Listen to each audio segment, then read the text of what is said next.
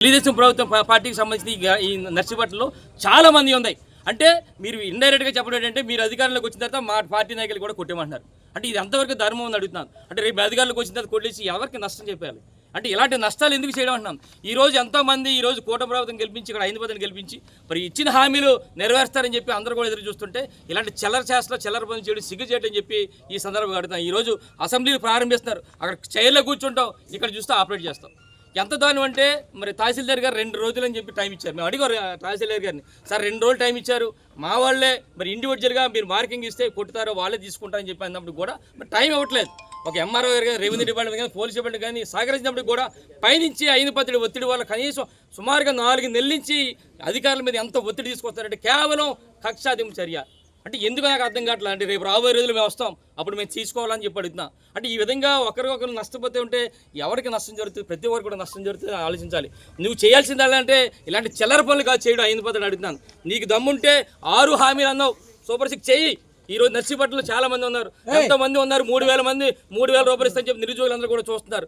1,500 ఇస్తాని చెప్పి మహిళలందరూ చూస్తున్నారు. ఉచిత బస్సు ఇస్తాని చెప్పి మహిళలందరూ చూస్తున్నారు. రైతులందరూ కూడా 20,000 ఇస్తాని చెప్పి అలాంటివి చేయాలి తప్ప ఇలాంటి చిల్లర పనులు చేయడం సిగ్గు చేయడం చెప్పి 5 పత్రిక సందర్భం తెలిపోతున్నాం. ఒకటే తెలుసుకోవాలి 5 పత్రికలు. ఈ విధంగా ఈ సందర్భంగా తెలుగుదేశం పార్టీ నాయకులు కూడా ఒకటే చెప్తున్నాం. ఈరోజు 5 పత్రికలు చేష్టల వల్ల రేపు రాబోయే రోజులు కూడా మేము అధికారంలోకి వస్తాం.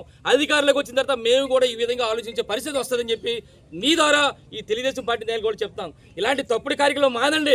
ఇప్పటికైతే సరే ఇప్పటికే 2 బిల్డింగ్లు కొట్టారు, రేపు రాబోయే రోజుల్లో మళ్ళీ బిల్డింగ్లు కొడతారు. ఈ విధంగా ధోరణి మంచిది కాదని చెప్పి సందర్భంగా హెచ్చరిస్తూ రేపు రాబోయే రోజుల్లో ప్రజలే మళ్ళీ బుద్ధి చెప్తారు మీకు.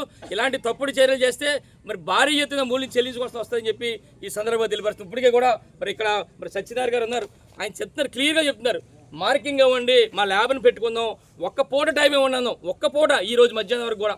అయినప్పటికీ కూడా అధికారులకు ఇద్దామని ఉన్నప్పటికీ కూడా పైనుంచి ఒత్తిళ్ళు, ఎప్పటికప్పుడు ఫోన్లు, పోలీసులకు ఫోన్లు. ఎందుకంటే నాకు అర్థం కాదు. నర్సీపట్నంలో ఎప్పుడు లేని సంస్కృతి కేవలం ఆయన గోడ కొట్టడం వల్ల. ఆ గోడ కొట్టడం ఎవరు తెలుసుకో, నువ్వు వాళ్ళ మీద కక్ష సాధించుకో. ఎలాంటి సామాన్యులు మాలాంటి వాళ్ళ మీద ఎందుకు అంటాను. ఒకటే చెప్తాను, ఈ విధమైన ధోరణి చేస్తే ప్రజలు ఏ విధంగా చేదరించుకుంటారో రాబోయే రోజుల్లో నువ్వు చెల్లించుకోవాల్సి వస్తుంది. ఇప్పటికైనా ఇలాంటి చర్యలు మానుకోవాలి. ఇప్పటికే మా సత్యనారాయణ గారు కూడా మరి సహకరిస్తున్నారు. ఎక్కడ కూడా మేము విధులు కలిగించడం కానీ ఎక్కడ చేయట్లేదు, మీరు చెయ్యండి, కానీ ఇలాంటి తప్పుడు కార్యక్రమాలు చేయొద్దని రేపు రాబోయే రోజుల్లో మూల్యం చెల్లించుకోండి అని చెప్పి 5 మందిని ఈ విధంగా చెప్పడం జరుగుతుంది.